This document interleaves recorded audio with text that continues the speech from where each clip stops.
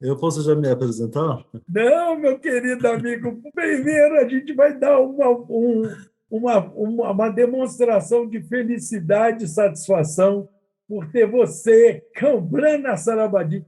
Isso é um nome muito bonito, rapaz. Eu sempre falei isso com você, né? Então, Obrigado. hoje, nosso querido e amado convidado é o nosso querido Cami, muito conhecido em todo o país. Caminho, primeiro a gente quer agradecer o seu aceite. A gente ficou muito feliz por você querer também participar, de contribuir com esse projeto de ensino, né? Que é uma graça de podcast. Todos já sabem qual é o objetivo, mas a gente sempre lembra, né, que o objetivo é estimular, compartilhar as experiências, as histórias pessoais, coletivas, né, que nós já passamos no campo do ensino. Então, não é uma entrevista, eu não vou ficar aqui te perguntando quando, nós vamos ficar batendo papo e o pessoal curioso para saber como é que é a vida do Caminho e vai saber um bocado de coisa interessante, né? Então, Caminho, como aqui todos também já sabem, nós não apresentamos o convidado. Sempre o convidado que se apresenta, porque ele fala o que ele quiser da vida dele, para que a gente conheça. Muitos começam falando da sua infância, dos seus pais, né? Queridos, que nos colocaram nesse mundo, né? Então, você fica à vontade, meu amigo. Bom, em primeiro lugar, agradecer pelo convite. Fiquei muito honrado, muito feliz. E, com certeza, o trabalho é de excelente qualidade, a gente tinha comentado com você. E, com certeza, vai alcançar os objetivos nessa linha de ação e serviço, né? Que é pioneirismo e que é o objetivo do seu trabalho. Bom, meu nome é Kamran, um pouco até difícil, acho que, de pronunciar, e desde criança até minha mãe me chama de Caminho. Ah, legal. Então, desde pequeno, já tenho esse apelido Caminho, e nasci em Teherã, e cresci por lá, e depois a gente foi para uma cidade próxima a Teherã, e fiquei até os meus 16 anos no Irã. Aí depois já tinha acontecido a Revolução Islâmica e a situação dos jovens e também membros Caminho, da comunidade Bahá'í. só Sim. contextualizando Aham, essa revolução islâmica que você mencionou, foi lá em 1979, né? 79, isso. Nessa época eu tinha meus 10, 11 anos, né? E aí já morei mais uns anos no Irã, até que conseguimos fazer essa viagem, essa mudança de vida e sair do Irã. E depois fui para o Paquistão, fiquei um ano e meio por lá. E foi ali que, inclusive, aconteceu a decisão de pioneirismo, né, Ah, nos mas, meus Caminho, só uma coisinha. 17 anos de idade. Mas voltando um pouquinho antes, no Sim. Irã, em Teherã, onde você nasceu, como é que era a infância de uma criança Bahá'í naquele período anterior, né, à Revolução Islâmica? Porque as crianças Bahá'ís pelo mundo afora participam de aulas espirituais para criança, depois, quando vai chegando na pré-juventude, já tem as reuniões de pré-jovem, depois jovem. Como é que era a infância do caminho lá? Como é que foi? Nessa época, antes da Revolução, havia total liberdade dos barrais terem suas reuniões. E aí eu me lembro bem das aulas de criança, que são bem organizadas, bem acompanhadas, as professoras, os professores, tem toda uma estrutura, né, desde aquela época tinha e que a gente participou. Então, pude participar dessas aulas, também atividades comunitárias, da vida comunitária Bahá'í, como festa de 19 dias, sempre estava bem organizado, um grande número de participantes, assim, acima de 50 pessoas, sempre, algumas vezes ultrapassando 100, naquelas localidades onde eu cresci. E esse era o espírito. E outras atividades, maioria atividades comunitárias e também de educação, né? Esse foi a época. Lógico, no Irã, em alguns bairros, algumas vizinhanças, algumas cidades, o próprio povo tem preconceito contra os barrais, né? Contra as minorias, contra os barrais, até mesmo porque desde o início da causa, os sacerdotes colocaram uma série de informações e uma série de mentiras, né? Fizeram o povo acreditar.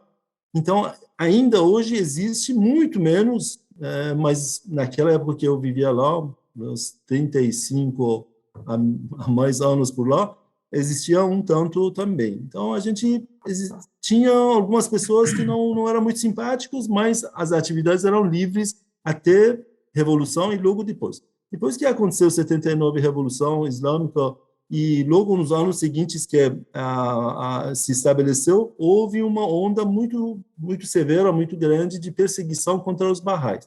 Aí foram canceladas, né? Foram proibidas as reuniões, aulas de criança e tudo mais.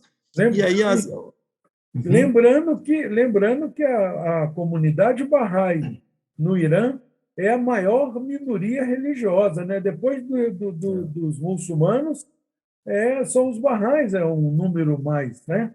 Exato, exatamente. E a fé, a comunidade, muito bem estruturada e organizada, né, até então. E aí, depois da Revolução, em algum momento, muito rapidamente, e outros gradualmente, as coisas foram mudando, dependendo da cidade e da época, né? E aí as atividades ficaram muito mais restritivas. Por um tempo ainda existiam, né, algumas atividades com um número muito reduzido de pessoas, com muito jeito e sabedoria e muitos cuidados, mas existiam, até que chegou um ponto que praticamente todas as atividades comunitárias pararam, né? E depois que eu já saí de lá e outras coisas. E uma coisa que aconteceu nos primeiros anos da Revolução foi o que eles chamam de uma limpeza ética, eles chamavam, onde eles demitiram, né, o governo demitiu os professores, os bancários, todos os funcionários públicos e muitos estudantes. Começaram primeiro pelos estudantes universitários, né, que o meu irmão sofreu essa perseguição e essa restrição, né, foi expulso da universidade, e chegou até os alunos. Eu, na época, estudava no primeiro ano, segundo ano de ensino médio, e já fui expulso também, chamado e expulso por ser Bahá'í, de dentro de sala de aula, me Essa, tiraram essas, e... essas demissões de bancário, de funcionário público, militar, tudo isso simplesmente porque eram Bahá'ís. Exato, exato. Por serem Bahá'ís e que sacerdote no Irã islâmico, eles perceberam que a causa Bahá'í é muito para frente, né? A fé Bahá'í é muito inovador e que não tem, assim, não tem, digamos, eles não iriam prosperar com a fé Bahá'í de jeito nenhum, porque tem mudanças que muda completamente a forma de pensar, a forma de religiosidade e aquelas estruturas antigas do islamismo xiita totalmente deveria se mudar e transformar, né? E não ia mais continuar. Então eles começaram digamos, uma luta, uma guerra bem severa contra os Bahá'ís e até hoje continua muito, infelizmente, muito severa contra os Bahá'ís. É muito Então foi esse, complicado, né? É por muito favor. complicado, né? Viver. A gente não tem aqui, né? Nós, Bahá'ís brasileiros, a gente não tem a mínima noção do que é viver numa cidade, num país, numa vizinhança, onde a gente não tem uma liberdade que para nós é uma coisa fundamental, natural, de professar a religião que quiser e independentemente, até às vezes eu conheço, todos nós conhecemos, famílias que o pai é de uma denominação religiosa, a mãe de outra, os filhos de outra. E alguns dos filhos nem acreditar em Deus acreditam. Então, quer dizer, isso para nós assim, é muito comum. Agora, no caso dos povos árabes, naquela região onde você nasceu, mas é um privilégio, porque, apesar de tudo isso, você nasceu no mesmo país onde um manifestante, ou não, mais de um manifestante de Deus nasceu, né? Porque Zoroastro, Bab e Bahá'u'lláh, todos três nasceram no Irã, né? Na Pérsia, na antiga Pérsia. Então, é um Exato, privilégio muito grande, mas esse também é o preço, né, Camille? Que tem que exato. pagar para poder ter esse privilégio, né? Aí você cresceu nessas condições, e na Isso. juventude é mais difícil ainda, né? Isso. Restrições eram muito grandes. Acho que é importante a gente saber um pouco do contexto no Irã, depois dos anos seguintes da Revolução, que ainda perdura 43 anos, agora a fase da Revolução. Então, naquela época, havia muitas restrições, houve muita perseguição contra os barrais. Muitos adultos, pessoas ativas na comunidade, infelizmente, foram mortos, martirizados por serem barrais, simplesmente, né? Uma lástima, pessoas maravilhosas, joias realmente na comunidade. E essas perseguições continuaram e forçaram muitas pessoas a sair do Irã, né? Então, eu e meus irmãos somos também desse grupo que acabamos saindo do Irã e fomos para o Paquistão e depois foi lá que a gente decidiu vir para ser pioneiro. Acho que está bem de acordo com o que a gente está falando. Então, a gente tinha um plano original de ir e nos reunir no Canadá. Aí, um dos irmãos conseguiu, já tinha ido, recém tinha chegado no Canadá. Eu, que sou caçula da família e o irmão mais velho, Irad, aí Quantos nós são, também, Caminho? Quantos nós irmãos? somos ao todo 4 irmãos, né? Uma irmã que, quando era bem pequenininha, faleceu, e 3 irmãos que eu sou mais novo. Uhum. Então, o do meio, né, já estava no Canadá e irmão mais velho, recém tinha sido expulso da Universidade de Medicina de Tabriz, e aí resolveu sair para seguir seus estudos e seguir a vida. E aí um dia minha mãe perguntou se eu queria ir junto. Eu ainda estava fazendo o ensino médio, estava no penúltimo ano do ensino médio. E aí eu falei, sim, acho que eu vou. Aí eu e meu irmão saímos do Irã. E aí, quando a gente estava no Paquistão, Padua, com Seus plano, pais ficaram no Irã. ficaram, mas havia plano de eles saírem posteriormente. Uhum. Aí, quando a gente estava no Paquistão, nós começamos a fazer a documentação, todo o processo para ir para o Canadá. E, nesse meio tempo, pelos esforços da comunidade internacional Bahá'í e o escritório Bahá'í para refugiados, alguns países abriram as portas para as famílias, para os jovens Bahá'ís poderem se estabelecer. E aí, com isso, com esses esforços e também com a guia da Casa Universal de Justiça, que mandou uma carta, mandou uma mensagem muito bonita, curta e bem pontual, de que a Casa de Justiça ficaria contente em ver que essa oportunidade seja aproveitada, tanto para a pessoa se estabelecer em algum país, como poder também estabelecer um país, uma localidade onde possa servir, não? Possa ajudar, servir como pioneiro. E aí, com isso, o meu irmão, que trabalhava, servia de voluntário no escritório para os refugiados, todo dia ia lá e trabalhava. Então, voltou um dia, comentou, a gente ficou sabendo, houveram várias reuniões grandes. Seu Garon Aivazian, daqui do Brasil, também tinha ido para lá para contar um pouco para nós, entre outras pessoas responsáveis por essa situação, né? E aí a gente se interessou, nós participamos nas reuniões, mas sem coragem, sem uma definição de que vamos ou não, porque era totalmente desconhecido e totalmente assim, fora do que nós e nossas famílias havíamos imaginado. Aí, uma dessas noites, quando meu irmão voltou para casa, falou, Camille, eu preciso consultar contigo, falar uma situação, tal. Daí ele disse que, olha, eu quero ir de pioneiro para o Brasil, mas eu quero que você tome sua decisão, segue seu rumo, que a gente já tinha data marcada tudo para ir para o Canadá. Aí nós consultamos um pouco e logo eu decidi ir junto, vir para o Brasil também. Falei, não, vamos juntos. Você tinha quantos anos, Camille?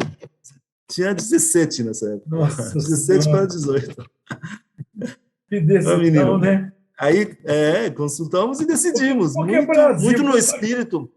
quando você pensa, eu acho que quando vocês pensavam no Brasil, América do Sul, isso é fim do mundo, né, não?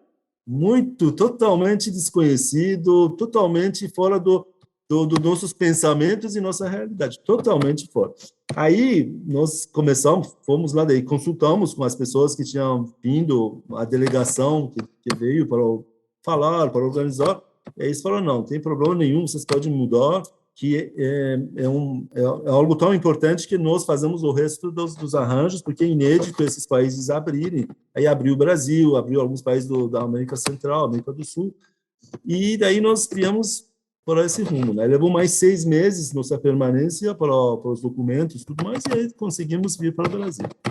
E essas experiências, Camille? Saiu do Irã, depois foi para o Paquistão, ficaram muito tempo no Paquistão? Nós ficamos 18 meses ao todo, né? E com esses 6 meses que falei, ficamos 18 meses. Ficou bastante tempo, relativamente bastante tempo. Mas a gente se ocupava lá, Irã trabalhava todos os dias de semana, praticamente, como voluntário para ajudar os... E eu servi também no comitê de recepção dos que estavam chegando, de procurar casa para as famílias, também algumas comissões, algumas outras funções que existiam como voluntário. A gente preencheu nos tempos a aprender um pouco mais língua, inglês, outras línguas, etc. e tal. Algumas aulas também barrais, aproveitei bem o tempo. Eu também trabalhei um tempo lá. Fiquei com vontade de trabalhar. Camille, com 17 anos, devia ser elétrico, né? Irade, quando você mencionou Irade de seu irmão, né? É isso. Mas deixa eu contar para você dessa época do Paquistão, uma coisa curiosa que eu fiquei com vontade de trabalhar. Eu vi, tinha pouquíssimas pessoas que conseguiam, porque não tem emprego, muito país, situação do país muito complicada, e a gente não estava no contexto, não sabia a língua urdu local, tá? Aí eu falei, não, eu vou procurar achar um trabalho. Aí passei em vários lugares e pedindo emprego, trabalho, todos naturalmente falavam que não.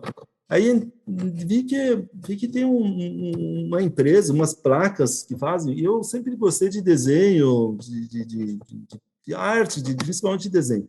Aí falei, olha, de repente eu consigo um trabalho aqui com desenho, porque essas letras estavam tudo escrito em inglês, né? E placas enormes, né? Aqueles antigos, autores antigos, mas não de papel, aqueles de acrílico e tal. Aí eu entrei no lugar, entrei e fui lá, bati, que abata, o que você quer e tal, na língua regional, falei inglês, falei, estou procurando trabalho. Aí chamaram o patrão e o patrão falava inglês, e eu falei, entra. Aí sentamos, conversamos um pouco, falei, o que você sabe fazer? Eu falei, acho que posso desenhar essas letras, essas figuras, ampliar, diminuir, rabiscar. Aí me levou na oficina e falou, faz essas letras, desenha, aumenta e tal, depois a gente conversa. Aí eu fiquei aquela manhã todo, fiz aqueles desenhos, e daí ele passou, viu que o negócio estava saindo, realmente estava funcionando, daí me chamou no escritório e falou, vem trabalhar aqui conosco, então. Foi muito interessante. Daí, durante 2, 3 meses acho que um pouco mais de 3 meses, não me lembro, desse período, eu trabalhei, aí fiz amizade com a turma lá, aprendi bastante a língua local deles, chamou Urdu também, aí me comunicava também com Urdu, inglês, enfim. Foi uma experiência também diferente que eu tive em Paquistão. Mas deixa eu te contar quando a gente chegou no Brasil, acho que essa parte talvez seja mais... No Irã, Pádua, a gente não costumava ensinar, eu na minha geração, tá? Na minha geração, eu que peguei a revolução com 10, 11 anos, e depois um período de repressão. Quando você fala em ensinar, eu sempre lembro os nossos convidados queridos que muitos que estão nos vendo e nos ouvindo são amigos dos barrais e, às vezes, não se tornaram barrais ainda. Quando eu falo ensinar é levar os ensinamentos de Bahá'u'lláh. Ensinamentos, explicar os ensinamentos de Bahá'u'lláh. Às vezes é necessário explicar sobre a história e alguns argumentos. Às vezes as pessoas querem saber que você argumente, onde está baseado nesse ensinamento, ou naquele contexto e tal. Então, é um conjunto que a gente usa para explicar pessoas que querem conhecer a fé. Mas, na minha época, eu não tinha participado nunca, nem na minha família, nem em nenhum lugar, que falasse para as pessoas abertamente, pessoas sem preconceito, pessoas buscadores, né? Então, normalmente, era um ambiente ou de apatia, alguém que não queria nem saber, mas éramos amigos, jogávamos e íamos para a escola, ou alguém que era contra, alguém que era super assim, restritivo e contra, e você já percebia que tem inimizade com você e por ser Bahá'í. Então, quando cheguei no Brasil, eu tive essa experiência e esse aprendizado, que pessoas interessadas nos ideais Bahá'ís, os princípios Bahá'ís, que queriam te perguntar e queriam ouvir. Então, eu aprendi a apresentar as verdades da fé, os ensinamentos da fé. Foi uma experiência maravilhosa que eu comecei praticamente aqui no Brasil. Tá? Aí, quando a gente chegou, nós logo viemos para o sul, na região sul, até em função do Irad poder continuar seus estudos e tudo mais. E aí nos estabelecemos, eu me lembro uma experiência maravilhosa, a primeira experiência, sim, diferente. Irad veio noivo praticamente, né, e tal, noivou mesmo oficialmente aqui no Sultanié, no Jimiri. E quando ele chegou no Rio Grande do Sul, logo já estavam, eles já marcaram o casamento, já estava tudo planejado para casar. Mas uma cerimônia tudo mais espiritual, simples, não, mas tinha certos arranjos, tinham pessoas que ajudavam, tudo mais dos membros da comunidade, e o próprio Irad, e a esposa, e tudo estava organizado. Aí, no dia do casamento, na véspera, apareceu a dona Tuba Maane junto com a senhora Mahru Egradi, né, que são pessoas maravilhosas, frente da linha de ensino e levaram a fé para frente no sentido de expansão e tudo. E organizaram no mesmo dia, no sábado, era um sábado, dia 20 de junho, se não falha a memória, eles organizaram, vamos na praça, nós vamos levar uma exposição, e a gente não sabia, eu não conhecia isso. Eu falei, não, vamos, nós vamos ajudar. Aí eu e o Irad fomos, junto com outras pessoas lá, aí fizemos a exposição no Parcão, em Porto Alegre. Falamos com as pessoas, folheto, anotação e tudo mais.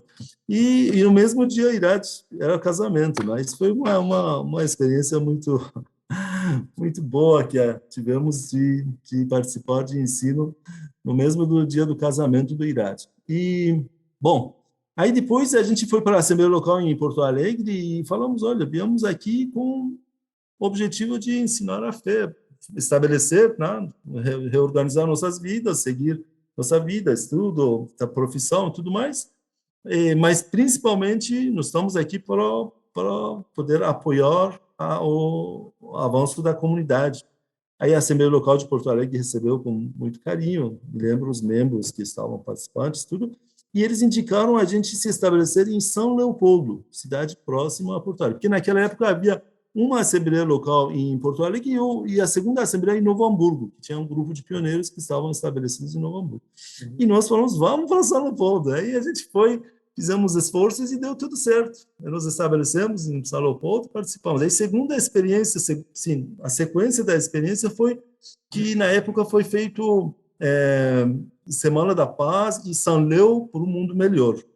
Olha o título da época, por um mundo melhor, que agora está bem, faz parte de nossos discursos da comunidade Bahá'í. Então, foi maravilhoso essa experiência com palestras, com palestrantes, e atraiu um grupo grande de pessoas, e várias pessoas também conheceram a fé e se declararam já, até hoje fazem parte da comunidade Bahá'í. Lembrando, né, Caminho, que nesse período que você está relatando da sua chegada ao Brasil, você não veio só você e seu irmão, vieram uns 200 mais ou menos, né? Jovens, Sim, adultos, né? sim, Principalmente sim, jovens, né? sim. E eu lembro que o governo brasileiro abriu assim abriu as portas, né, porque vocês vieram na condição conforme a ONU estabelece como refugiados, né? Eram perseguidos, então estava correndo risco de vida. E aí vieram Isso. jovens, né? Se espalharam pelo Brasil afora, né? Do norte a sul do Brasil, né? Sim, sim. Vieram mais jovens, Pádua, até mesmo porque o perfil de pessoas que saíam do Irã, a maioria eram jovens e jovens famílias mais jovens. Maioria. Porque para pessoas de mais idade era um desafio, um problema muito grande sair para o Paquistão. O Paquistão era extremamente precárias condições para viver naquela época. Então, maioria eram jovens e maioria eram jovens rapazes também. Esse é outro perfil assim de maioria. Eu fico admirado como que também assim os esforços da Assembleia Nacional aqui do Brasil e outras entidades internacionais de conseguirem abrir e acreditarem que, olha, ao fazer isso, estão realmente possibilitando mais pessoas poderem se estabelecer e mais pessoas poderem fazer parte da comunidade e ajudar, apoiar no sentido de crescimento da comunidade. Acho que era um olhar mais para o potencial do que a realidade, porque era algo praticamente desconhecido, né? Para uma experiência nova, né? Para a Assembleia Nacional, para a comunidade.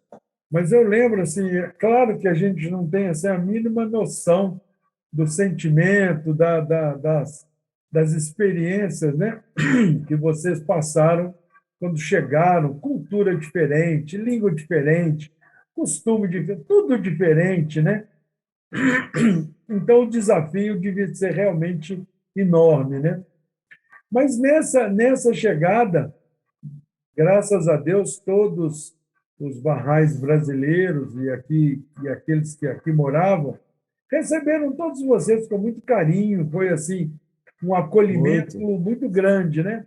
Isso muito, muito. deixava vocês pelo menos assim mais um pouco confortáveis, sabendo que estão chegando num país que abraçou vocês, né? Mas eu quero levantar essa questão porque outros convidados, cada um tem uma história, né?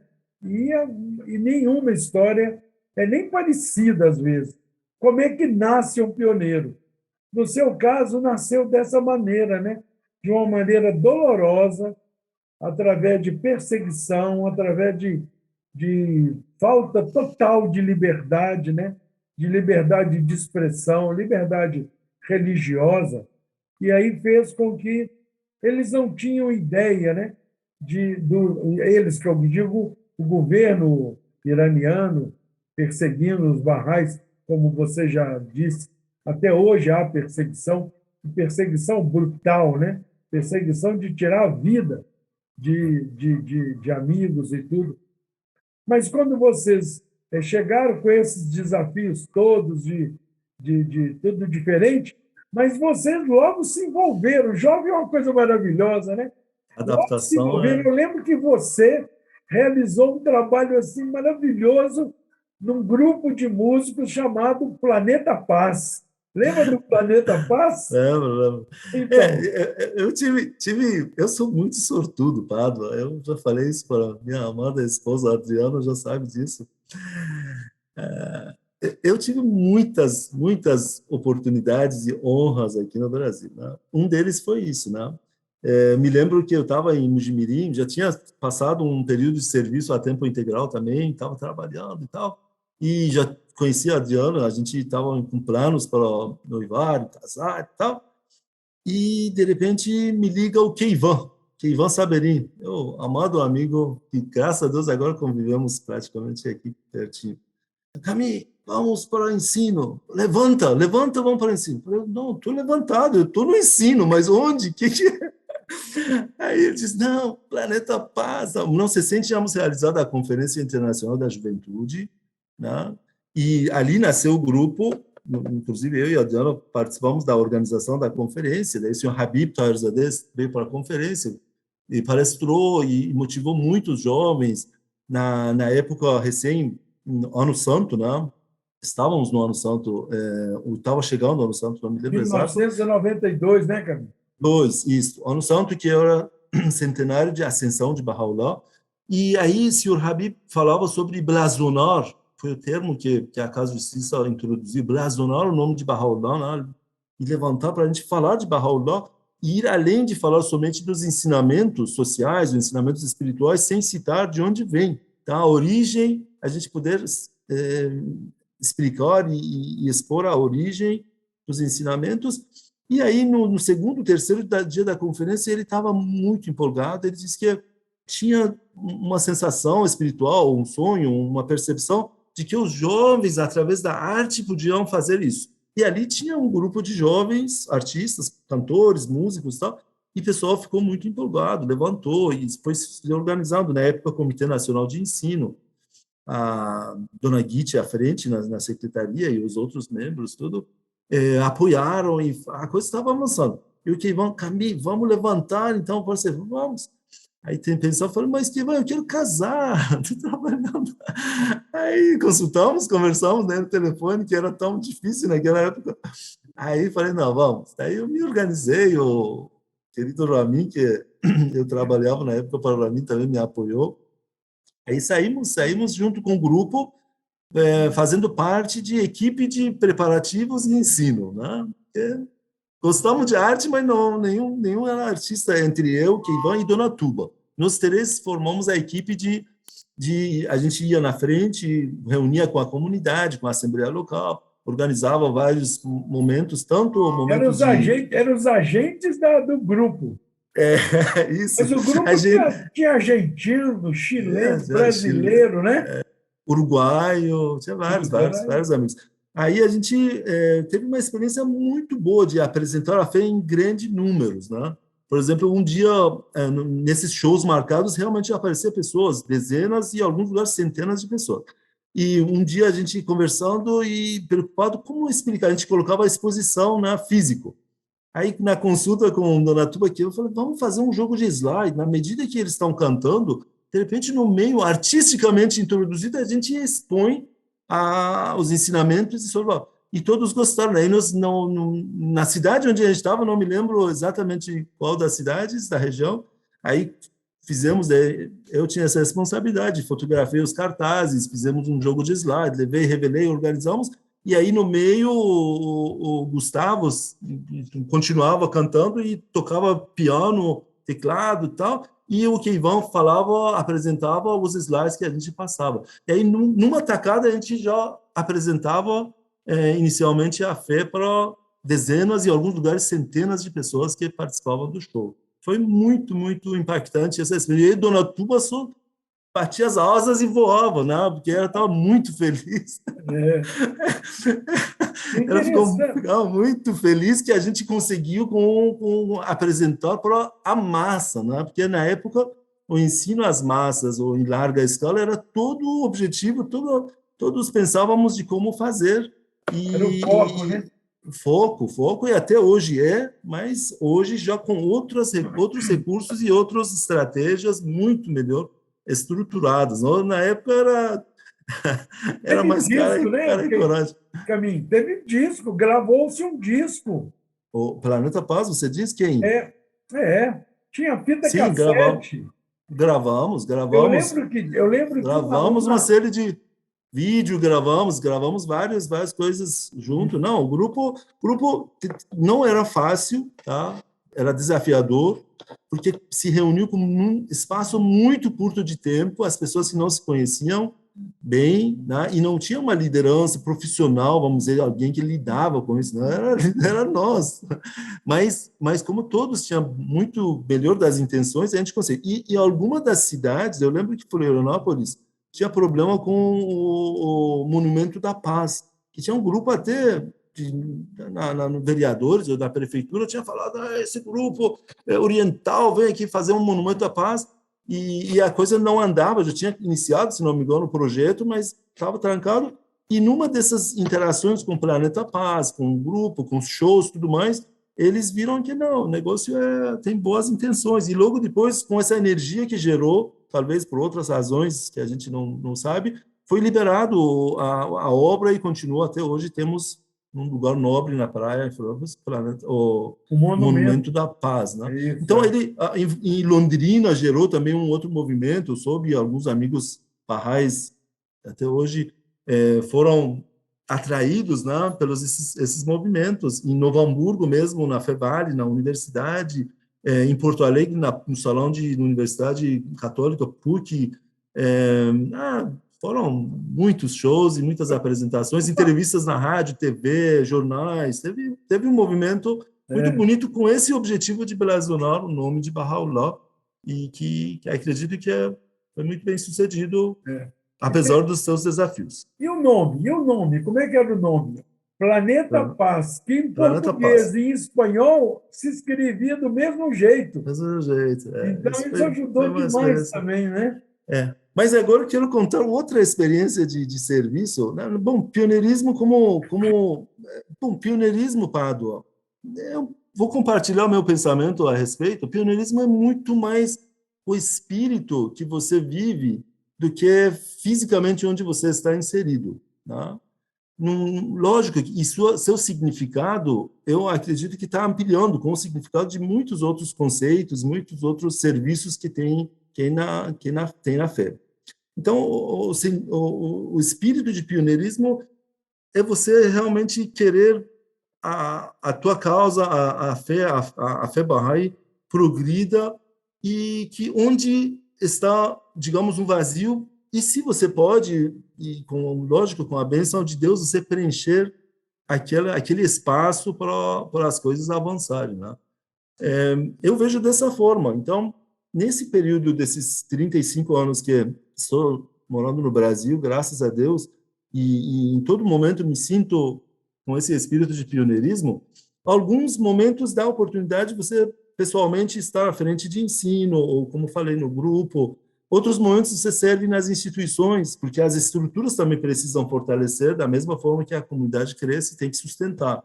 Alguns momentos de outras formas criativas e necessidades que existem, né? Então, eu tive uma experiência maravilhosa, marcante, com serviço no campo de audiovisual, né?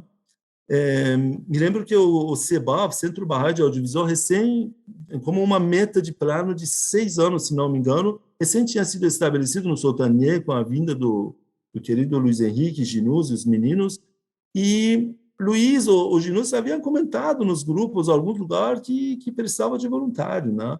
E o outro amigo meu, querido Meran Jamezanali, adoro ele, e ele comentou comigo, e que nós conhecemos no Paquistão, eu conheci o Meron no Paquistão, num projeto de fazer um filme sobre perseguição aos Baha'is, e aí nós dois, eu na área de design, ele na área dos textos, nos encontramos apoiando esse projeto. E aqui a gente sempre foi amigo e é amigo, e conversando, ele falou, sabe, eu acho que vou me oferecer para esse voluntariado ali, você tá. Contou para mim, eu fiquei super empolgado, falei, que coisa boa, vai mesmo, tá. E passou um tempo e tal, até se preparou. Enfim, a mão de destino, ele seguiu estudos e trabalho e outras frentes, e eu no Rio Grande do Sul de outra forma, e pela mão de destino eu acabei indo no servir no CEBA, porque eu levantei para o ano de serviço, na época, o conselheiro, o seu Chapur, esses dias falei para o querido Neysan sobre isso, que não sabia, que o conselheiro, o seu Chapur, mandou uma carta belíssima para os jovens, inclusive mandou para mim que assim tinha chegado, mal conseguia ler e entender português, mas deu para entender, dizendo que havia possibilidade dos jovens levantarem por um período de serviço, né? Agora o pessoal chama de ano de serviço, ou período de serviço. E muito bonita a carta, e me tocou muito. Eu falei, não, eu vou fazer esse período de serviço, esse ano de serviço. Aí eu me escrevi uma carta, na época era carta, né, para a Assembleia Nacional. A Assembleia Nacional passou para o Comitê Nacional de Ensino, e aí o Comitê Nacional de Ensino falou, então vai para a Bahia, passa um período de ensino, que sempre tinha campanhas de ensino, e depois a gente consulta, ver onde que é melhor inserir. E aí eu, na resposta, comuniquei, falei que marcamos a data, e disse que, inclusive, eu tenho interesse em alguma coisa sei fazer na área de audiovisual. E parei por aí. Aí, depois que consultas seguiram, e aí a Comitê Nacional de Ensino falou, Caminho, então, depois desse período de ensino na Bahia, você vem para a Soltania, porque nós vamos preparar exposições, materiais, folhetos. Só contextualizando outra vez, o Soltanier, o centro educacional, é um local de conferências, né? Que tem uma capacidade de hospedagem de pessoas, que hoje é em torno de 400 pessoas, talvez, e tem um salão enorme para reuniões. Esse é o Soltanier, né? Onde esse SEBAP e o Comitê Nacional de Ensino era sediado, atuavam, né? Isso. Exato. Aí eu vim para o Soltanier, acho que nos primeiros meses do ano 1990, e aí comecei a atuar e servir no CEBOB junto com o Ginus e Luiz Henrique, e foi maravilhoso, foi um período, uma bênção para mim, junto com o senhor Razi Milani e outros palestrantes e maravilhosas almas, que acabei conseguindo gravar eles, alguns desses hoje CDs ou arquivo de áudio nas plataformas que existem, foi a oportunidade que eu tive de gravar e editar e deixar à disposição da comunidade em traduções, fizemos de audiovisuais, né? Voltado mais no audiovisual. Foi um período maravilhoso. O que mais eu me aprofundei na fé foi graças a essas oportunidades, junto com essas pessoas maravilhosas. E aí, Pádua, e aí nesse período que conheci a Adriana e que depois nós conseguimos casar. Nesse período que você estava residindo no Sultania, que fica em Mojimirim, e a Adriana era Bahá'í de Mogi Guaçu, mas também estava servindo um período no Comitê Nacional de Ensino. Ela era Isso, isso, voluntária também, que a gente chamava isso, de instrutora, né? isso. Saía, fazia viagem de ensino, maravilhosa, Exato, Adriana. exato. Exato. E aí, outra coisa que aconteceu, você vê uma sequência, daí eu trabalhava aqui no Rio Grande do Sul na área de calçado, quando comecei emprego, trabalho aqui na área de calçado, mas também tinha a ver com design e tudo de estava aprendendo modelagem de calçado e tal. E só que daí eu acabei ficando em São Paulo na área de fotografia, atuei muitos anos, aprendi muito na empresa junto com o Ramin, mas ainda não sabia muito de filmagem, até hoje não sei. E aí comecei também a aprender sobre filmagem um pouco, fazendo alguns cursos e experiências. E depois a gente já morava aqui no Rio Grande do Sul, saímos de São Paulo, depois que a gente casou, viemos de Pioneiro para o Rio Grande do Sul também. Ficamos numa cidade um pouco mais afastada, Taquara, que na época a gente percebeu que podia fazer diferença naquela pequena comunidade que estava surgindo lá. E aí, nessa época, Pádua, foi interessante, foi um ano que Ruhiye Hanum, né, a esposa, a viúva do guardião, programou vir para o Brasil. Né? Ela já tinha vindo outras vezes para o Brasil, se não me engano, são 4 vezes que ela veio, e ela havia feito uma expedição Luz Verde nos anos 70, onde fez um documentário que é maravilhoso, que passou no mundo inteiro, o documentário que ela produziu com uma equipe de filmagem, com todo um trabalho voltado para povos nativos, voltado para a espiritualidade, voltado para a questão de meio ambiente, que a Hanum era, assim, Principalmente na América Central e no norte do exato, Brasil, né? exato, exato. E ela havia programado voltar e eles comemorarem e também impulsionarem todos esses objetivos, comemorando 20 anos de expedição Luz Verde. E aí, de repente, não sei por que meios, até hoje não descobri, até talvez alguém possa me dar essa resposta. E eu estava numa convenção nacional, que na época era como principal encontro nacional, e Shahin tinha nascido, tinha 1 ano e 1 mês, 1 ano e 2 meses, era bem pequenininho. E eu estava na convenção e um dos membros da Assembleia Nacional me chamou para consultar, conversar. O que aconteceu? Disse: Camille, a Assembleia Nacional quer convidar você, pedir para você e filmar o Ihanum está vindo. Mas, meu Deus, eu não tenho essa... Não, aí, não, é isso aí mesmo. Porque estava vindo um dos integrantes do Luz Verde, que foi um dos produtores do documentário. Ele é um alto profissional da área de produção de filmes, né? E ele tinha já se organizado para vir e acompanhar o Ihanum, participar todos esses dos 20 anos. Só que por motivos pessoais, profissionais, foi impedido. Muito próximo à data de o Ihanum chegar. E aí eu não sei até hoje por que motivo e como que acabaram pedindo. Aí falei: olha, se vocês não encontrarem outra pessoa que possa fazer com excelência, eu me coloco à disposição, mas eu não tenho essa capacidade. Enfim, daí acabou sendo que eu me preparei um pouco também com alguns equipamentos e afazeres e tal, e saí. Fiquei, então, dos 32 dias que o Rihan permaneceu no Brasil, nessa vez, eu fiquei os 29 dias junto com ela, filmando, fotografando também um pouco e acompanhando ela. Foi, sem dúvida, o evento, o período mais marcante na minha vida. Tá? Sem Não dúvida. tem... E isso é importante lembrar que Uriana Num, viúva do Guardião, o Guardião faz parte da família sagrada Bahá'í, de Bahá'u'lláh, e ela era esposa dele, né? E ele já tinha falecido. Então, é uma figura que, para nós, é muitíssimo importante. E ter a oportunidade, o privilégio de poder estar junto com uma pessoa com tamanho conhecimento, tamanha espiritualidade, realmente é uma bênção muito Privilégio, grande e um privilégio, né? Então, sem essa dúvida. é Hurê Hanum. E aí, nesse período, quer dizer, houve alguns acontecimentos que você fala: nossa, nunca mais esqueci, Compartilha conosco. Não, com certeza, com certeza. São tantos, né? Mas eu vou tentar lembrar primeiro desse período junto com o Rui Hanum e depois em outros períodos da vida. Não, junto com o Rui Hanum era todo dia, porque além dela, ela é uma pessoa muito eminente, assim, uma figura muito especial, uma pessoa muito especial, e que a cada movimento, cada lugar, cada convite, cada programação tinha algo a oferecer, e a gente acompanhando a programação e tentando servir ela e os objetivos dessa viagem, no caso, que a Assembleia Nacional e conselheiros estavam promovendo.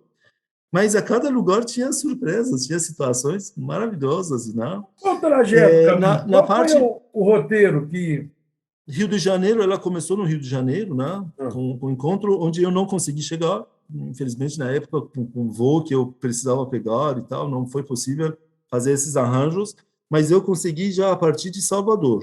Tá? Ela foi de Rio para Salvador, daí Salvador já, 2 dias depois já estava, acho que até cheguei antes dela, se não me engano. E aí Salvador tinha uma conferência maravilhosa, vários dos povos indígenas também estavam participando, a comunidade local e de toda a região participando, no Nordeste, maravilhoso, muito, muito, muito Também especial. esse período foi o período em que houve, em 1985, uma conferência internacional no Amazonas, em Manaus, e que ela foi, e de lá ela foi esse período? Não, esse foi ano 96. Ah, tá. Essa foi a última se não tiver errado, 4 viagens que ela fez para o Brasil. Ah, tá. Então eu já estava também aqui com vocês no Sultanier. Vocês estavam. Aí, enfim, aí Salvador foi maravilhoso e seguimos. Depois, em outras cidades, eu agora talvez não lembre toda a sequência, mas a gente foi para Manaus, né? Depois Iranduba. Ali em Iranduba, ela estava Ela muito não teve em feliz. Pernambuco com os indígenas em Não, Águas nessa viagem não. Belas? Não, nessa viagem não. Foi para Manaus e Iranduba. Manaus foi maravilhoso, mas Iranduba, quando a gente foi por aquela estrada, 1 hora, alguma coisa, acho que é distância, quando a gente chegou lá no Instituto De Jaló Grari? Jalal Agrícola, alguma coisa de Jalal É. Agrícola, ela estava tão feliz quando viu aquele povo, aqueles rostos dos amados povos indígenas barrais e alguns familiares. Ela foi muito, muito. Ela abraçava as pessoas, porque ela é uma pessoa alta, canadense, de um estilo, e participando em vários lugares mais formais. Eu não tinha visto essa reação dela tão próxima aos povos nativos e indígenas. Ela ama. Até numa das palestras ela falou: olha, eu quando era criança eu chorava e falava: Deus, por que eu não nasci uma indígena? Que coisa. Deixa eu só te interromper um pouquinho Por favor. e dizer para você por que talvez ela estava tão feliz quando chegou em Iranduba. Iranduba é uma cidade próximo do interior, próximo a Manaus. Em 1985, que houve aquela Conferência Internacional do Amazonas, e ela foi, Iranduba, uma escola em Iranduba, era um projeto. E depois de alguns anos, quer dizer, 11 não, quantos? 11 anos depois, 11. aquilo já era uma realidade, né? Então, realmente, Não tem palavras para essa foi a então grande... foi essa experiência foi muito tocante para mim, ver a reação dela, proximidade dela a povos indígenas, tá? Depois teve vários outros momentos e várias ocasiões e eu vou contar uma que é um pouco engraçada. Por A gente foi favor, para o nome do nosso encontro aqui é uma graça de podcast. Graça. A gente foi para Foz do Iguaçu. Aí nas visitas estava a visitar Itaipu.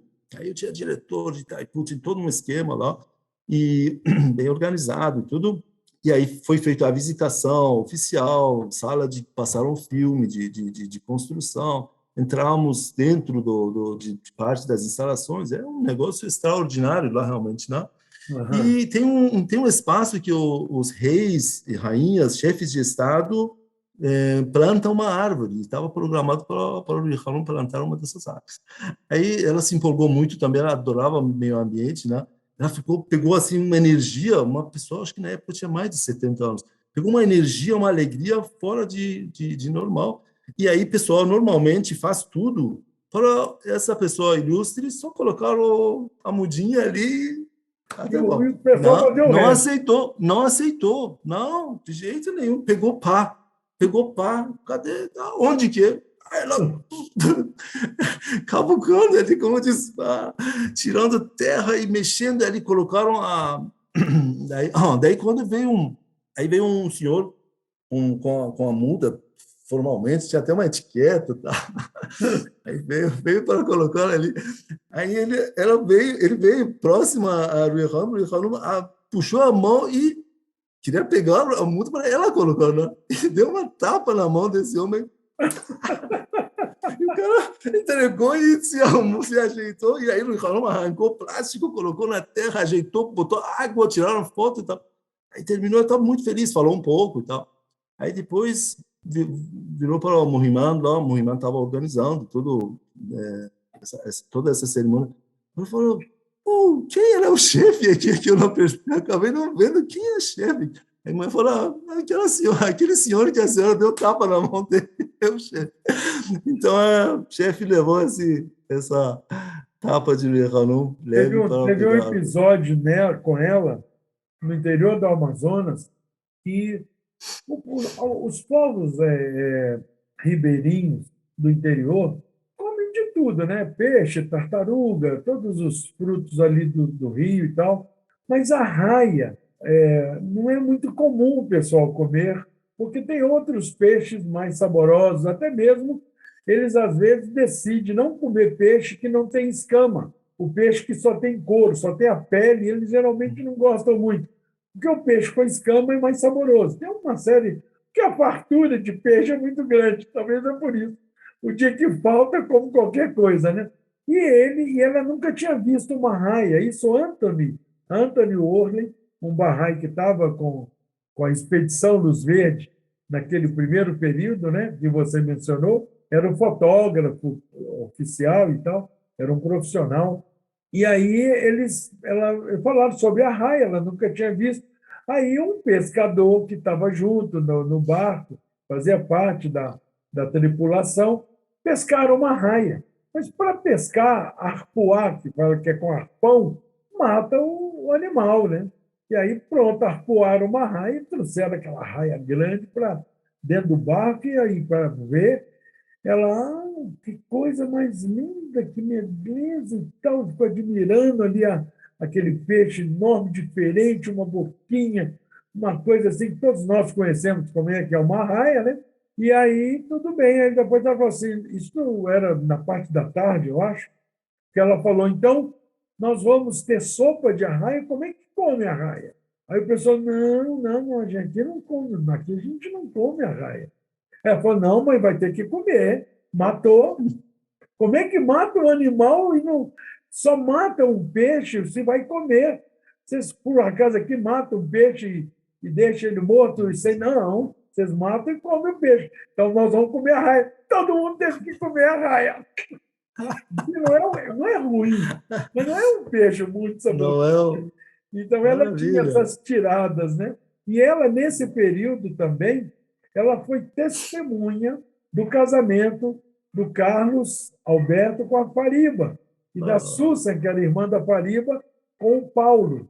Então, Paulo. casamento duplo, casaram durante a Conferência Internacional da Amazônia. Ela foi a testemunha desse casamento. Outro privilégio que alguns barrais brasileiros tiveram, né? Mas caminho seguindo aí. Então, teve esse episódio realmente engraçado, mas demonstra o vigor dela, né? A energia, a Muito, determinação que todo muito, muito. pioneiro tem que ter mesmo, né? Agora, voltado para o Ruia Hanumi também, questão de ensino, esse, eu li, na verdade, de uma das palestras dela, não falou isso nessa viagem, mas de um outro lugar, um exemplo perfeito, assim, de uma metáfora perfeita para quando a gente ensina, né? E o processo de declaração. Eu falo processo porque, às vezes, a gente minimiza isso muito, algumas pessoas minimizam como um ato de a pessoa escrever seu nome e assinar um cartão, né? Não, isso é um processo que a pessoa está aceitando ser transformado pelos ensinamentos divinos, por toda essa nova revelação que veio com Bahá'u'lláh. Ela diz, nessa palestra, ela fala que fazer ensino em larga escala, ensino às massas, e as pessoas aceitarem, tem lógica, é uma coisa simples e lógica. Imagine uma pessoa que nunca conheceu o mar, por exemplo, nunca foi numa praia. E você vai dizer, olha, mar é assim, assado, volume enorme de água, tem movimento, tem todo um ar diferente, depois tem praia e tal. E aí, depois que você falou, vou te levar, vou te mostrar o mar. E aí pega, digamos, a mão da pessoa, ou de carro, o que for, passa a localidade, cidade e tal, mas de repente para na frente do mar, olha, esse é o mar. Aí o cara a pessoa já tinha algumas informações teóricas e começa a olhar. Esse é o mar. Ele não vai dizer não é o mar, porque ele percebeu, ele reconhece que esse é o mar. E ela deu esse exemplo, eu achei tão bonito. Eu já falei isso em vários lugares, para a gente lembrar que o ato das pessoas enxergarem os ensinamentos de Bahá'u'lláh, a figura de Bahá'u'lláh vinda da nova revelação, para a pessoa que tiver já superado suas barreiras, seus véus, que são as barreiras que impedem, é como enxergar o mar e dizer isso é mar. Simples assim, e tem lógica. Lógico que depois a gente tem que, como Bahá'u'lláh disse, mergulhar nas profundezas do meu oceano e encontrar as pérolas. Aí tem todo um outro processo, mas a declaração se simplifica com esse reconhecimento lógico para as pessoas que conseguirem superar os véus e tirarem as suas barreiras. Como isso, eu achei muito bonito, acho que combina com o nosso tema hoje de questão de declarações, que estava pensando nessa questão. O que eu fico sempre assim, quando conheci a fé, isso em 1972, né? Na escola, passei um processo todo, que eu já até contei aqui. Quando chega a hora de declaração, o que é declaração? Porque às vezes, quando a gente escutava declaração, o fulano é declarado, o fulano não é. O que é declarar? Declarar é isso que você acabou de exemplificar com uma analogia, com uma experiência. Porque eu conheço uma coisa e depois eu gosto daquela coisa, depois eu quero ter aquela coisa, eu me apaixono por aquilo, né? Então, eu lembro que eu contei isso outro dia, não lembro para quem, uma criança me perguntou como é que eu aumentava o amor que eu tenho por Deus, se eu nunca vi Deus. Bom, primeiro ela me perguntou se eu já tinha visto Deus. Eu falei que não. Ela falou, nem eu. Então, nós dois não vimos. Criança devia ter, sei lá, 9 anos, 10 anos, há muito tempo atrás. Então, nós dois não vimos Deus. Como é que você aumenta o seu amor por Deus por uma coisa que você nunca viu? Falei, mas você acredita em Deus? Eu acredito. E por que você acredita em Deus? A mamãe falou que Deus criou tudo. E realmente alguém tem que ter criado, né? Eu tenho uma bonequinha lá em casa que foi o vizinho que constrói, fabrica bonequinha e que fez uma para mim. Mamãe comprou na mão dele. Então, aquela bonequinha, quem criou foi ele. É como se ele fosse o Deus da boneca. Falei, isso mesmo. Agora, a cada dia que eu acordo e vejo o sol nascendo, a cada dia que eu vou dormir e vejo o sol se pondo, se eu vou passear no mar, e nós morávamos em Manaus, e um rio Amazonas, você conheceu, parece um oceano, né? Tem de margem a margem muitos quilômetros. Então, ela sabia que era uma coisa com uma quantidade grande de água. E aí tem o encontro das águas, o Rio Solimões com o Rio Negro. As águas, quando se encontram, não se misturam, elas correm paralela, uma meio barrenta, a outra escura. Todos esses fenômenos, eu fiquei lembrando um monte, né, com ela, tudo isso faz eu aumentar meu amor por Deus, porque nós dois acreditamos que ele criou tudo isso. Então, quer dizer, às vezes, uma analogia como essa que você contou ajuda o pioneiro a mostrar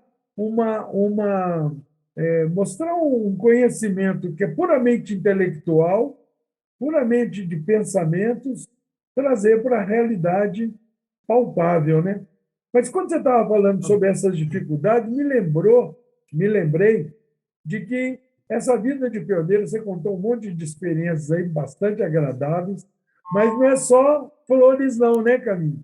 Tem desafios, tem dificuldades.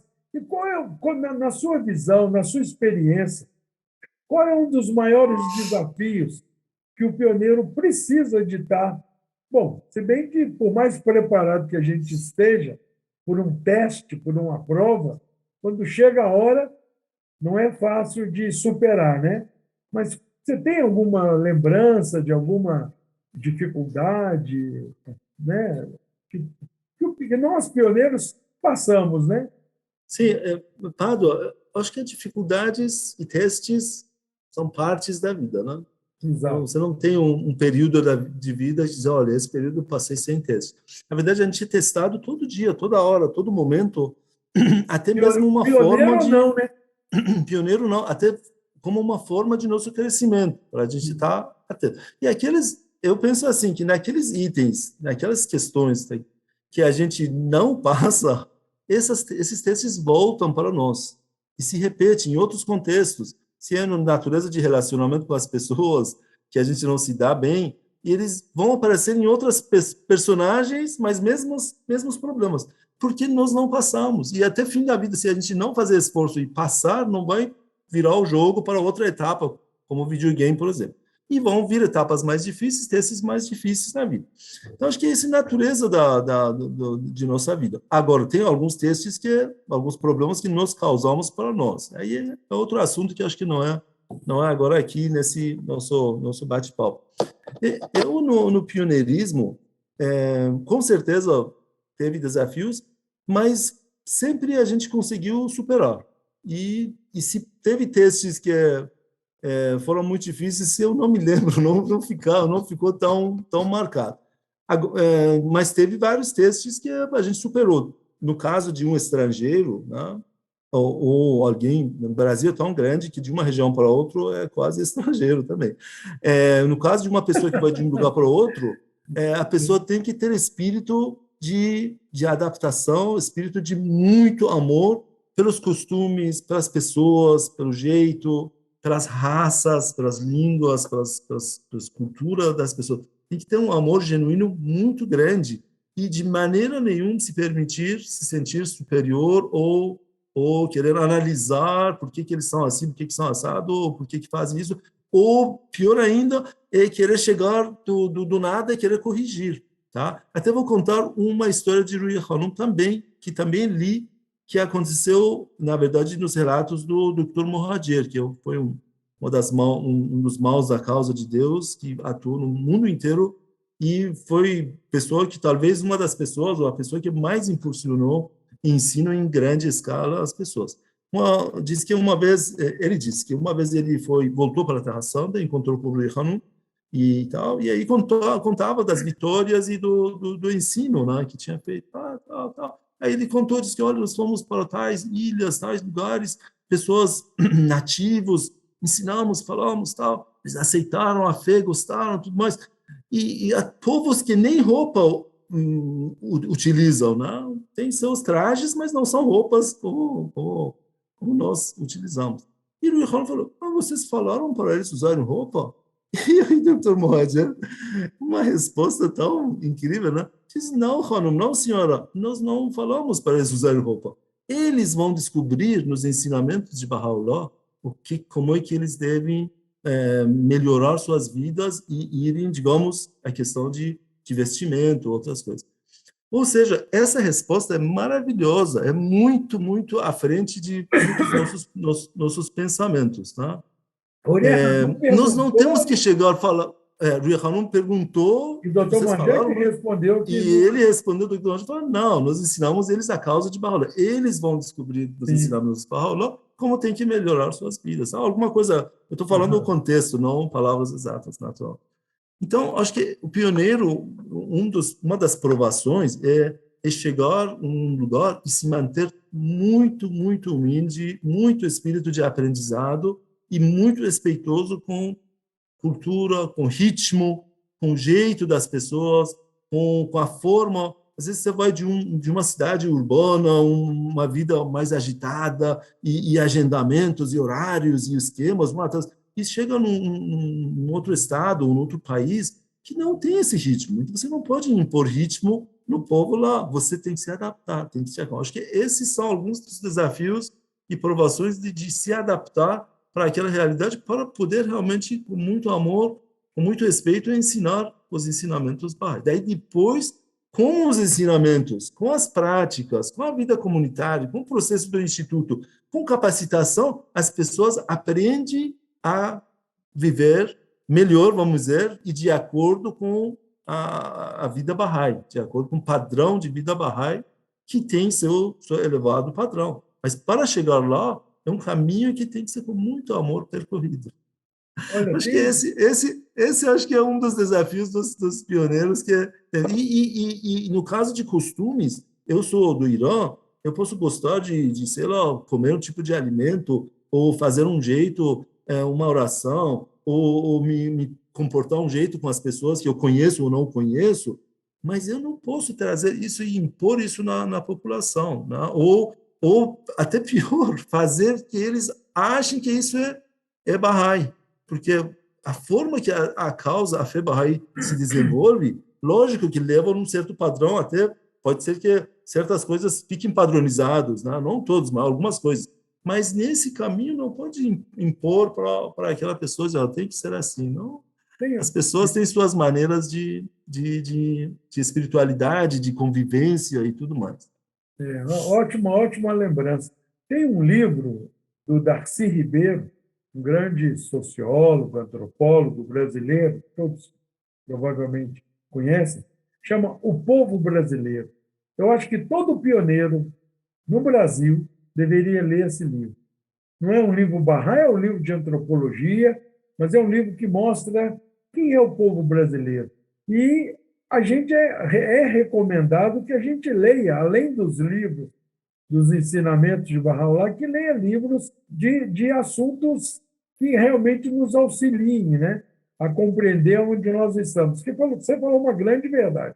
Apesar de você ser, para o brasileiro, considerado estrangeiro, muitos de nós, se alguém sai do Rio Grande do Sul e vai para o Amazonas, ou vice-versa, olha, são dois países completamente diferentes, apenas falam português. Isso já é grande coisa.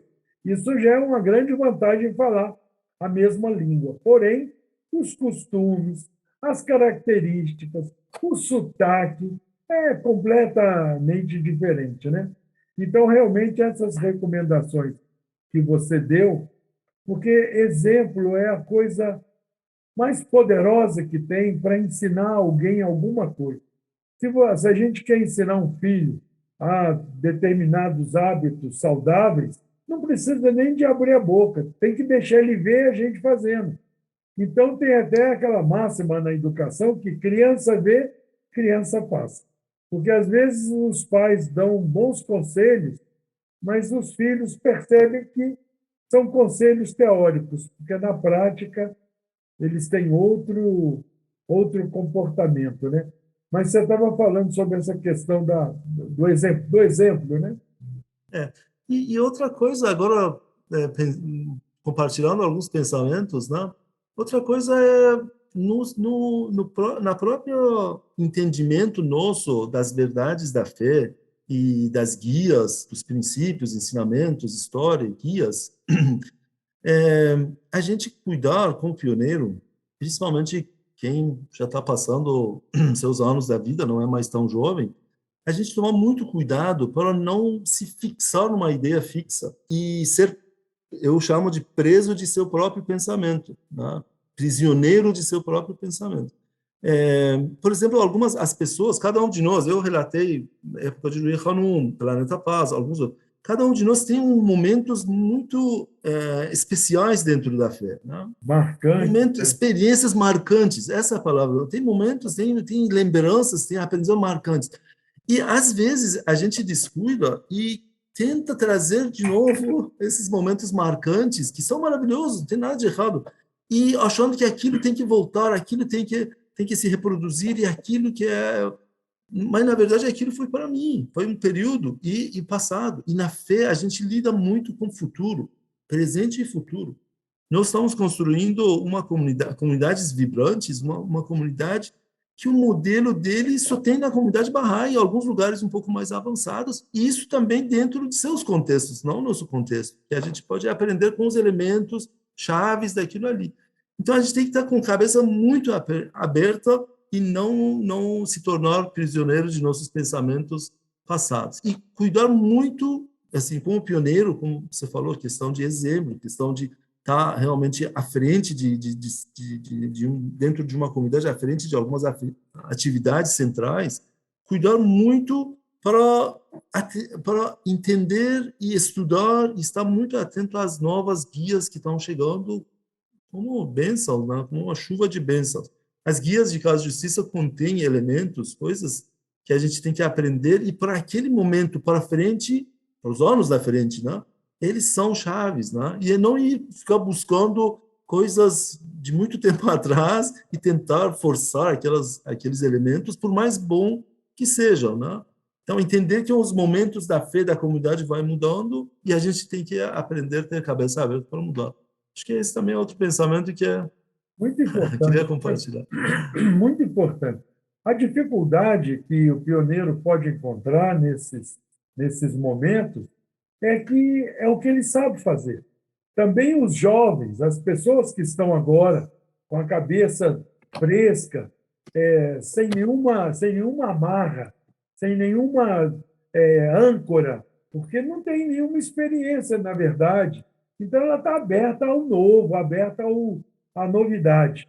E aquele Bahá'í já da minha geração, às vezes, não sabe fazer outra coisa além daquilo que ele já fez. Então, o que ele vai fazer? Ele vai fazer aquilo que ele sabe.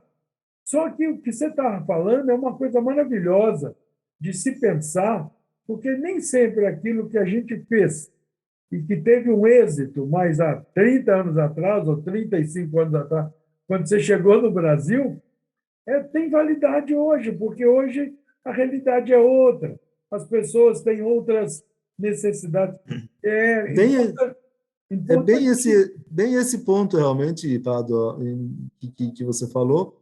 Por exemplo, hoje, a Casa de Justiça afirma, reafirma, em todas as guias mais recentes, você vê, às vezes até parágrafos inteiros, né? Que as 4 atividades centrais são respostas naturais às necessidades espirituais das populações. Então, se eu acredito nisso, se eu percebo que isso está me guiando para próximos passos, eu vou dizer, olha, quero aprender, pelo menos uma dessas 4 eu poder promover ou apoiar. Porque Exato, acredito que todo mundo, nem todo mundo vai ser professor, mas todo mundo pode pegar e trazer as crianças, levar para casa e trazer de volta para suas casas, exato. para seus pais ficarem confortáveis e verem que tem um apoio. Todo mundo pode fazer o lanchinho, abrir, fechar, arrumar, cuidar, levar a criança, às vezes, quer ir no banheiro, levar, indicar onde que é uma sala, outra sala, dentro do espaço onde é feito, né? Então, por isso que falei, a gente tem que, como pioneiro, temos que estar muito atento, mais atento ainda, do que é pedido e orientado para nós. Hoje, por exemplo, atualmente, se você começar a ver, existiu isso também no passado, mas cada vez mais ampliado o seu sentido, a ação social e participação nos discursos da sociedade são elementos que estão vindo mais à frente, já existiram, agora estão ganhando mais força, mais amplitude, estão vindo à frente. Vamos aprender, como pioneiro também. Essa, Isso não quer dizer que você... Isso é outra coisa, desculpa. Isso não quer dizer que você tem que abandonar o que você aprendeu no passado, ou desprezar, ou dizer, a gente não sabia, fazia, sei lá, palestras públicas sobre paz. Não, a gente sabia, a comunidade tinha instituições, tinha Casa de Justiça, que é a única instituição infalível, nos guiava, tinha membros das comunidades, instrutores pioneiros. Naquele momento, aquilo ali era o momento. E agora também, eventualmente, vai acontecer, mas hoje tem outros elementos que estão mais próximos de darem sua contribuição para a mudança que a gente tanto quer nesse mundo, né? então, quer dizer, essa observação que você fez é importante, porque nós estamos falando Não é só para a relação de barrais com barrais, é isso aí mesmo. Esse é um cuidado, quer dizer, a paciência que eu tenho que ter com o jovem, porque não tem nenhuma vivência, nenhuma experiência, e o jovem comigo, que é um coroa, que é do passado e tudo mais. Mas é importante lembrar a relação do pioneiro com os amigos que estão conhecendo a fé.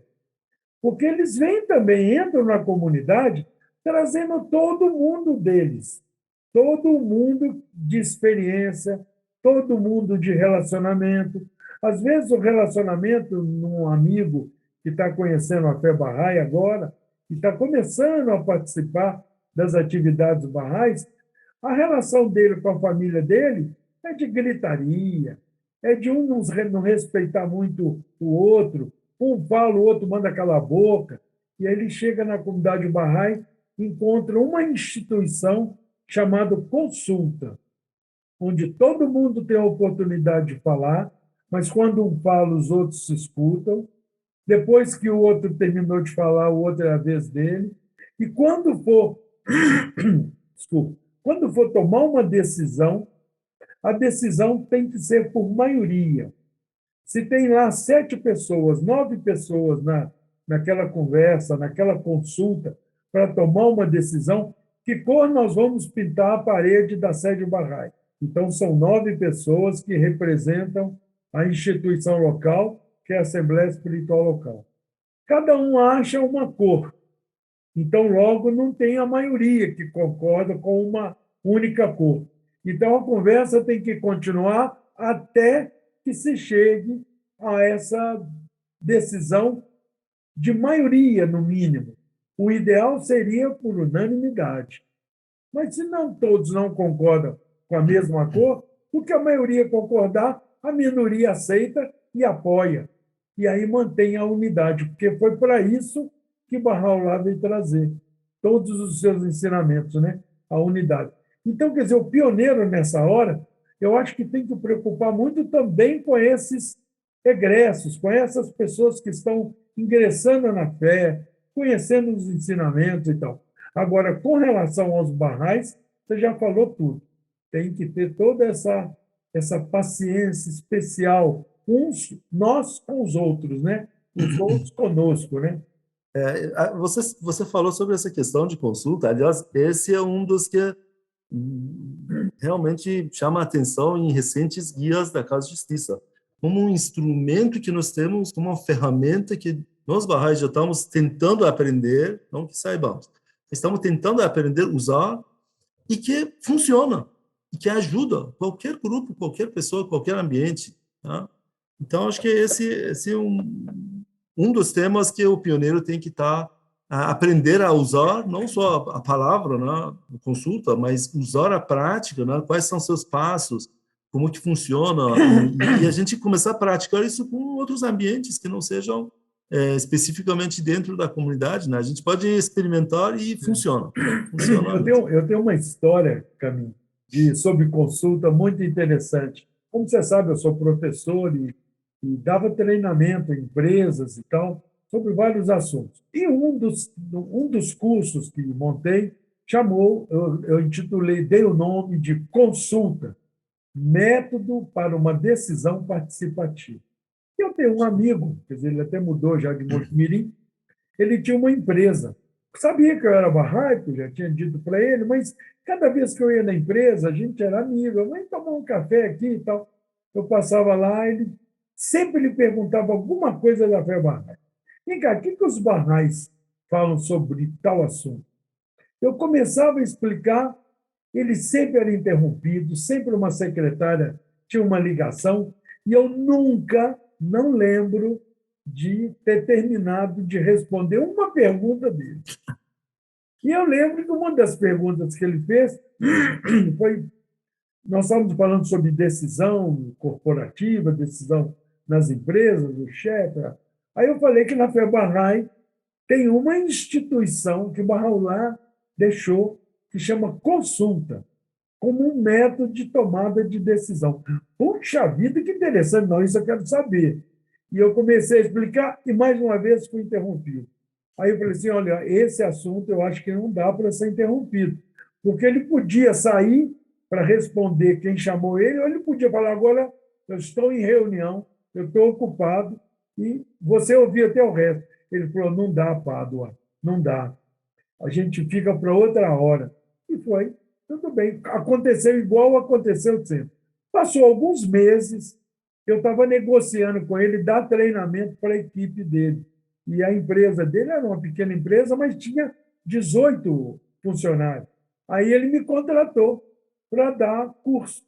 Quase metade daquele treinamento, que era sobre relacionamento humano, psicologia do relacionamento humano, eu coloquei nesse curso consulta, o tema consulta. Tinha no curso. E aí ele fez, todo mundo gostou, muito elogiado e tal. Depois que terminou o treinamento, ele me chama e fala assim, Pádua, aquela parte do treinamento que todo mundo assim gostou, que era uma técnica maravilhosa de tomada de decisão, e que você chamou de consulta e tal, é aquilo que você falou comigo aquela vez, aqueles meses atrás? Falei, exatamente. Você não quis ouvir até o final, agora você pagou para ouvir. Porque ele me contratou para dar o treinamento. E eu dei, e recebi dinheiro por isso. Então, quer dizer, às vezes acontecem esses episódios na vida da gente, né, Carlos? Olha, Maravilhoso. você estava falando sobre essa questão do exemplo, né, também.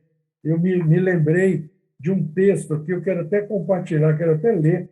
É um texto de Bahá'u'lláh que fala quando vai se levantar como pioneiro, o que eu tenho que aprender?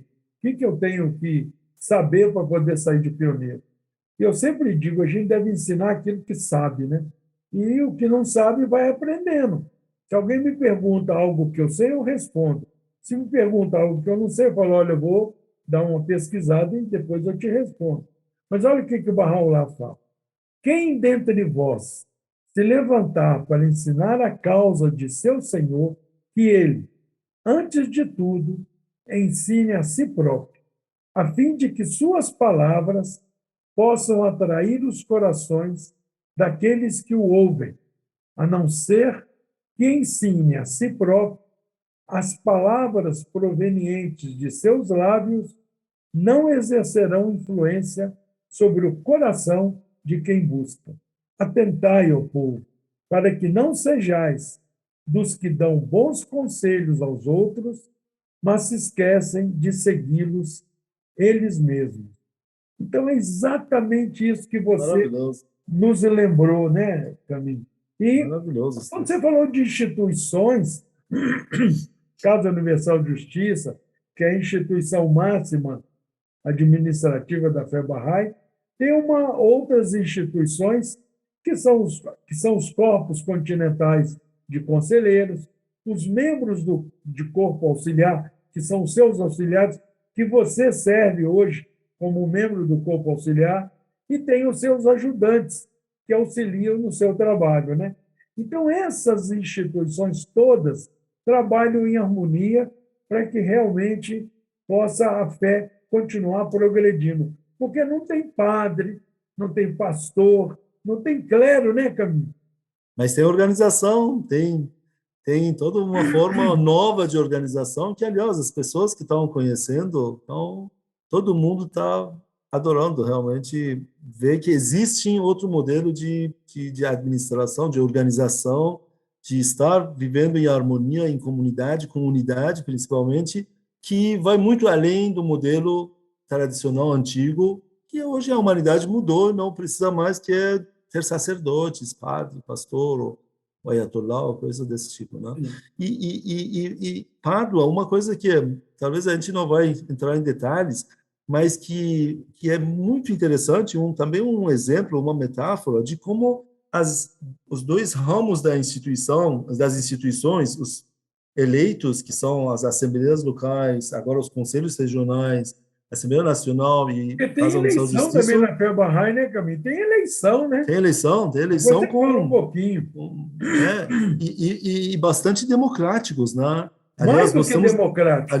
Aliás, temos democracia direta, onde as pessoas todos têm participação, como você falou da consulta, que acontece nas festas de 19 dias, e agora está indo além, né?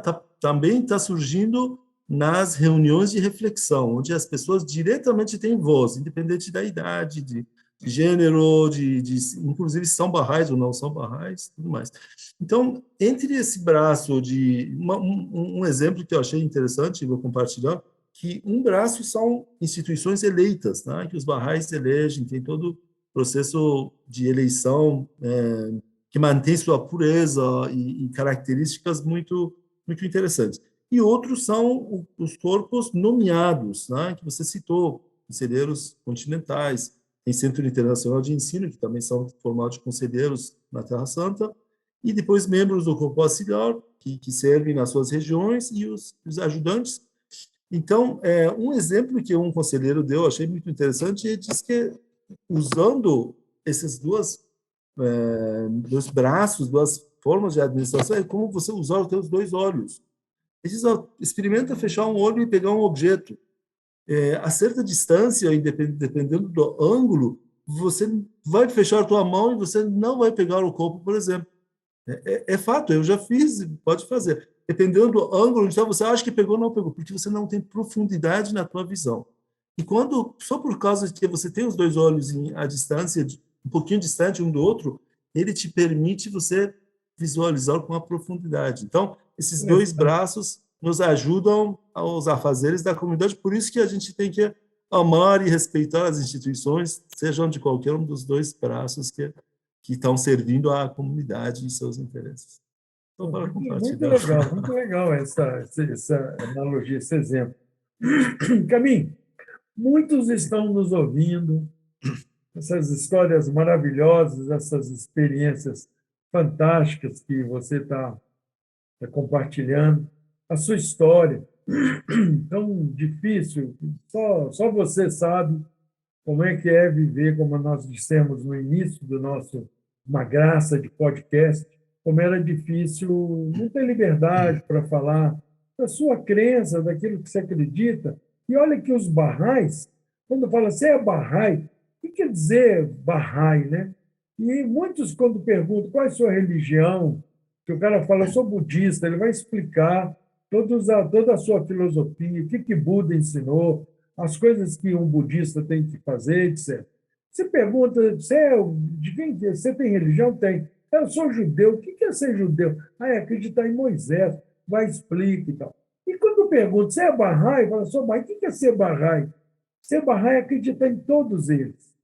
É acreditar em Moisés, é acreditar em Buda, é acreditar em Jesus, é acreditar em Mohammed, é acreditar em todos os manifestantes de Deus, porque a gente acredita que Deus é um só, uma coisa tão simples, e que no futuro as pessoas vão achar engraçado como é que aquele povo, lá de 100 anos atrás, 200 anos atrás, não entendiam, perseguiam um ao outro, porque um achava que era diferente do outro. Então, nós sabemos que esse é o sentimento, esse é o... Mas a gente não tem ideia do que é viver numa terra onde a gente não pode ter toda essa liberdade.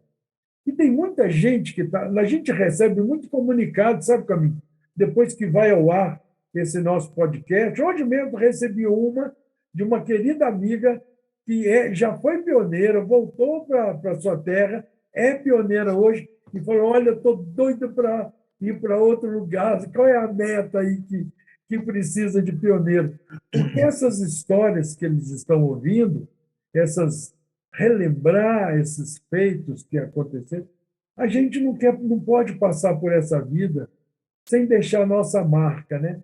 Não só blasonar o nome de Bahá'u'lláh, mas deixar também a nossa marca, a nossa pequena, média ou grande contribuição. Fazemos o que a gente pode fazer, o que é possível fazer, né? Então, se alguém perguntasse, Camille, o que você diria para mim, que eu estou aqui me coçando para sair de pioneiro para outro lugar? O que você sugere como esse nosso convidado especialíssimo de hoje sair como pioneiro? O que você diria? Bom, primeiro que eu não estou na posição de dizer nada, só vou compartilhando alguns pensamentos. Algumas É vivências, maravilhoso. não, É, você não vivências. é vivência. É maravilhoso. Realmente, eu diria, é maravilhoso você poder realmente atender chamado, né? Sentir isso no teu coração, se preparar, se desprender de várias coisas, principalmente das relações, né? Às vezes a pessoa tem que se desprender de certas... Não, a parte material é o início das provações, aquele que a gente está falando das provações. A gente é provado materialmente o tempo todo, mas depois de um tempo, se você fazer a tua lição, você vai passar. Vai sofrer, falta material, mas vai passar. Agora, as relações com a família, com as pessoas, esse acho que é provações maiores que a gente tem que aprender também, ultrapassar e superar e passar para frente.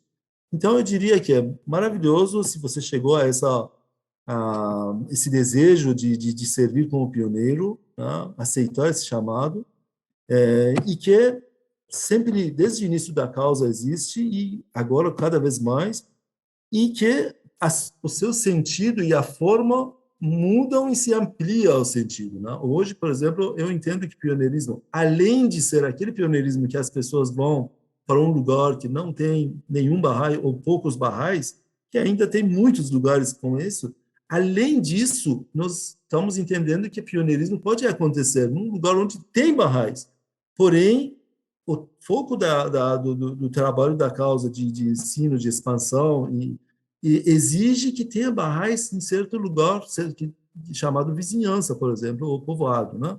Então, se você tem, numa cidade que já tem a assembleia, já tem um grupo de barrais, porém tem um lugar onde é necessário que esteja morando um pioneiro, eu entendo que essa é a ampliação de entendimento desse espírito de pioneirismo. Então, você pode aceitar, até manter, eventualmente, ser jovem, seus estudos na mesma faculdade, se trabalha, até pode manter seu trabalho na mesma empresa ou se é à distância, porém morar e fazer parte de um núcleo em expansão, que a Casa de está nos ensinando, um pequeno grupo que está crescendo, onde você pode ser pioneiro, ter essa benção. Então, eu acho que é dos serviços à causa uma das mais maravilhosas. Todos temos ainda muitas oportunidades. Acho que a pessoa pode ser um período da vida também, não quer dizer que tem que ser todo o resto da vida, que era o modelo de pioneirismo que atravessava o continente, chegava, não voltava mais. Esse modelo já ainda existe, não que vai deixar de existir, um caso ou outro, mas esse modelo já é de uma outra era, de outra época, não era. Era uma outra E, necessidade, né? e agora é a gente penetrar mais no solo das vizinhanças e na raiz da comunidade. Antes, acho que era um movimento mais horizontal, vamos imaginar se esse termo, como dizer, agora é vertical, vai lá no raiz e faz parte daquele grupo que está recém aprendendo sobre os ensinamentos e praticando. Então, é uma experiência, um espírito da pessoa, um espírito de pioneirismo, né? Eu vejo dessa forma que é Sim. uma experiência maravilhosa e para qualquer pessoa que deseja é possível, desde que se coloque para aprender as coisas que hoje são necessárias a gente saber, tá? Porque a causa cresceu, tá? A página foi virada, com o termo que caso você usa, tá? Nós estamos em outro capítulo, em outro momento. A gente, às vezes, que vivenciou, às vezes não percebe tão claramente, tem que observar um pouco mais, pegar a lupa e observar as coisas que mudaram, estão mudando, e exigências também existem, a gente tem que se preparar como pioneiro, aquilo que a gente falou também um pouco, de entender como que são os elementos desse marco conceitual de ação, palavra tão bonita que a gente tem, quais são os elementos, como é que funciona o crescimento da fé, tá? E aí, com isso, a pessoa vai ter muito, muito que oferecer, a pessoa vai poder realmente fazer diferença, e eu vejo muito, Pado, todo o esforço da comunidade Bahá'í como transformação das pessoas e nós mesmos, né? Sempre ao mesmo tempo, paralelamente, junto, né? E não ativismo, o número de atividades, tá? Isso existe, os números e estatísticas, tudo porque é um empreendimento espiritual, mas bem organizado.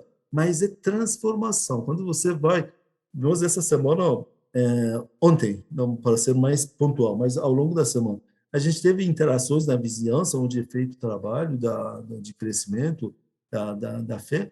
É impressionante a transformação das pessoas. Você tem que ver e acreditar. Acreditar sem ver, porque a gente tem fé, e depois acreditar vendo, porque as pessoas mudam. Aquela mãe que estava desconfiada que uma aula de criança, ou onde não conhecia pessoas diferentes, alguns, não todos, alguns eram da vizinhança, outros poderiam roubar seus filhos, ou no mesmo dia passou uma notícia de venda de órgãos e não sei o que e tal. Aquela mãe que estava preocupada com isso e externou, ela foi tranquilizada, explicou. Ontem ela trouxe outras crianças, ela trouxe com as mãos, eu vi, eu estava lá. Então, trouxe suas próprias filhas, uns priminhos e uma nova aí, todo sorridente, falou, olha, eu trouxe uma criança nova para a aula. As pessoas são transformadas. Né? Sempre, qualquer atividade, em qualquer época, existem parâmetros, formas, por exemplo, na educação, todo educador que estiver nos ouvindo, e todos nós, Barrais, basicamente somos educadores, estamos elevando uma nova educação, né? Um novo processo, novas técnicas, né? Sabe disso. A coisa mais difícil na educação chama medida. Como é que eu vou medir se aquilo que eu ensinei o aluno aprendeu? É uma pedra no sapato de qualquer educador. Então, em qualquer atividade Bahá'í que a gente empreenda, uma é essa que você acabou de falar. Como é que eu vou saber se aquelas pessoas que nunca ouviram falar dos ensinamentos de Bahá'u'lláh estão realmente se transformando? Será que elas estão acreditando naquilo que eu estou ensinando? Elas nunca ouviram e tal. E uma forma poderosa de medir se aquela mãe está entendendo o que são os ensinamentos de Bahá'u'lláh é isso que você acabou de falar. Isso no meu humilde ponto de vista. Por quê? Ela está levando a coisa que ela tem mais valor para ela, mais preciosa, que é seu filho. Se ela pega a sua criança e deixa ir para uma aula de espiritualização Bahá'í para a criança, ela está confiando de que aquilo que a criança dela está aprendendo tem valor. E se ela ainda leva outros amiguinhos, filhos de outros, isso reforça ainda mais a crença dela. Então, realmente, tem como medir, né? Tem como a gente saber se o caminho é esse, né? Sobre medir, deixa eu dizer um pensamento que eu aprendi com o Sr. Arbol. Até hoje não entendi, mas ele falou e a gente tentou aprender e está tentando aprender. Ele falou para a gente não se preocupar medir os resultados o tempo todo. Né? Diz que até ele falou, eu não entendo na área de educação, você é bem entendido. Diz que até um entrave no processos educacionais que existe para o mundo, as teorias educacionais, o tempo todo, ou de várias formas que ele medir os resultados. Ele falou nessa ocasião, realmente eu vou dizer se tiver alguma coisa errada, Deus me perdoe. Mas nessa ocasião que eu estava participando com ele disse que vocês têm que primeiro olhar um espaço de tempo, né, maior de tempo, pode ser de tempo, maior de tempo, outro medir os esforços, as ações, avaliar os esforços e ações, e não focar só nos resultados, porque a educação é um processo muito complexo. Ele não é uma coisa você diz, deu resultado, não deu resultado. O que eu tentei dizer é exatamente isso. Não preocupa, não é acho que ficar preocupado, né? Não preocupar de maneira nenhuma, mas ter consciência de que eu estou fazendo o melhor.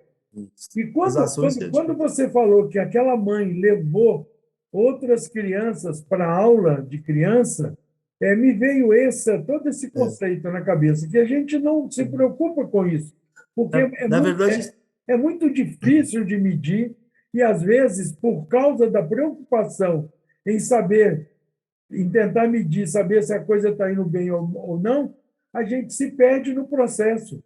E, às vezes, o processo é mais importante do que o resultado. Porque quando eu estou no processo, aquela mãe está aprendendo tanta coisa nova, porque isso que você falou, isso é desde a minha época. A atividade Bahá'í que eu mais tinha paixão, e até hoje, só que não tem mais energia, era aula Bahá'í para criança. Eu adorava dar aula Bahá'í para criança. Em Manaus, eu tinha uma turminha de 100. Eram 114 alunos. Aquela meninada, aquela maravilha. Então, eu sempre gostei. Então, essa atividade de criança, essas preocupações, essas mentiras que hoje a gente chama de fake news, né? Sempre existiram. Que nós estamos levando, eles estão preparando essas crianças para a guerra. Vamos para a guerra? Outros vão vender as crianças. Porque na época, 40, 50 anos atrás, não era venda de órgãos, não existia esses vendas de órgãos. Vendia a criança inteira. Inteiro. Mas, exatamente, em relação a essa questão, essas avaliações e essas formas que não estão adequadas para o processo de longo prazo de transformação, pode atrapalhar e a ansiedade, as pessoas às vezes entram nessa. Mas, de qualquer forma, atitude, acho que tanto do pioneiro faz toda a diferença, como quando a gente tem a atitude de pessoas que estão participando desses processos maravilhosos de transformação. Eu acho que a gente tem que lembrar que tudo que a gente está fazendo é para transformar nós mesmos e as almas amigas, pessoas maravilhosas que a gente está encontrando a todo canto, seja de qualquer região, de qualquer idade, e eles vão se transformando a partir das palavras sagradas, a gente não esquecer disso, tá? Não são nossas palavras. Palavras sagradas, por isso que é importante a gente levar os cursos, levar as atividades centrais, que todos são baseados em palavras sagradas. O que muda, o que transforma, são palavras sagradas. Cambrana Sarabadi. Rapaz, esse é um nome muito bonito, viu? Sua mãe foi muito... Deve ter sido sua mãe que escolheu o seu nome, né? Mas... Meu nome, meu irmão mais velho chama Irad. Uhum. O outro chama Turad. Você deve ter ouvido também. Sim, claro. E aí parece-me, pelo que me contaram, meus pais estavam pensando em colocar o meu nome Suraj. Puxa vida. Acho que em indiano tem algum significado. Aí o meu tio intervém e diz, olha, para com esse de combinar. Mas sabe que esse tipo de pais, assim como os seus, e eu e Verônica, é porque na hora de chamar os meninos, chamar a atenção, já... Como é que é? Turati, entendeu? Aí esse tio sugeriu Kamran, que, aliás, uma palavra em persa que tem um significado muito bonito. Vou contar para você. Kamran é pessoa que é realizada, pessoa feliz porque encontrou seu desejo. Puxa. E também, segundo significado, é pessoa festeira. É você. A primeira é você. Então, é um significado muito bonito, realmente, Kamran. Aparece até aparece nas orações, em alguns lugares aparece o termo Kamran. Espero que você seja realizado e feliz. Muito bem. Aqui nós colocamos Raul, Renê e Rafael, exatamente para quando chamar a atenção, já enfia, entendeu? Raul, Renê e Rafael, já tudo no R ali.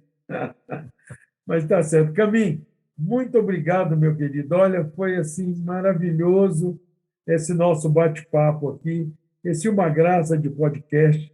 Muitas pessoas têm nos escrito, mandado pelo WhatsApp, seus pontos de vista, suas recomendações. Tem tanta gente sugerindo, tantas pessoas que deveriam ser convidadas, que a gente já teria umas 100 temporadas, entendeu? Cada temporada com 10, né? Mas muito obrigado mesmo, foi muito bom. Tenho certeza absoluta por compartilhar de suas experiências e sua vida, vai realmente estimular muitos outros a seguir caminho semelhante.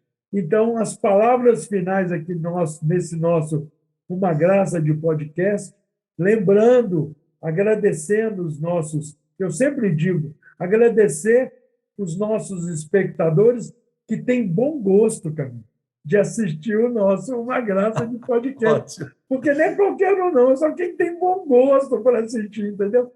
Tem os cortes, a gente faz os cortes depois, deixa lá no canal no YouTube para os amigos assistirem. Agradecer realmente esse apoio, porque essas inscrições, esse compartilhar, esse pisar para o outro. Olha, você já viu o podcast lá do pessoal falando sobre pioneirismo? Isso ajuda demais nesse projeto de ensino, né? Que a gente está realizando como uma iniciativa individual. Então, as palavras finais são sempre dos nossos queridos convidados. Então, fique à vontade, Camilo. Obrigado, Padua. Em primeiro lugar, acho que você teve ótima ideia e está fazendo de uma forma maravilhosa e junto com os tempos, né? Andando com os tempos, né? De usar esse recurso audiovisual e preparar esses programas. Achei fantástico, né? Tá de parabéns. Obrigado. E eu tenho que só agradecer. Eu sou muito sortudo, Padua. Eu só tenho coisas boas que Deus me abençoou, né? E agradecer meu irmão que teve, primeiro meus pais que tiveram me educaram e tiveram pensamentos nobres e levaram para, inclusive mudaram de casa um determinado momento, eu não cheguei a contar isso, e nós moramos numa região, numa cidade onde tinha pessoas maravilhosas em termos de dedicação à fé, membro das instituições nacional e membros do corpo auxiliar, que nos rodeavam de amor e atenção e nos davam realmente um alimento espiritual. E agradecer a eles, em primeiro lugar, meu irmão mais velho, que foi muito corajoso e além do seu tempo, né? E teve essa iniciativa que acabou me incentivando e me dando essa oportunidade de estar morando, vivendo aqui no Brasil, como pioneiro, como membro da comunidade, e muito grato, formei minha família aqui, Adriano, os meninos, Shahin, Emily, que para quem conhece, são meus filhos. Agora, Nora, Luísa, muito amada, e realmente só palavras de gratidão, tá? Trabalho, sustento, serviço à fé, não falta nada, não faltou e não falta nada. A abundância que tem o Brasil é impressionante, viu? É muita gratidão por tudo. E o povo maravilhoso de acolher, de amizades, de pessoas que a gente encontrou nesse caminho, né? Fiquei muito honrado poder participar. Confesso que estava muito nervoso, não sabia se ia conseguir responder e explicar meus pensamentos, mas estou muito feliz e desejo muito sucesso para você e todo mundo que está apoiando e assistindo. Muito obrigado, Camilo. Um beijo bem grande para você, para a Adriana, para as crianças que não são Obrigado. mais crianças. E muito obrigado mais uma vez a todos os nossos espectadores aí. Alô, Camilo. Tchau.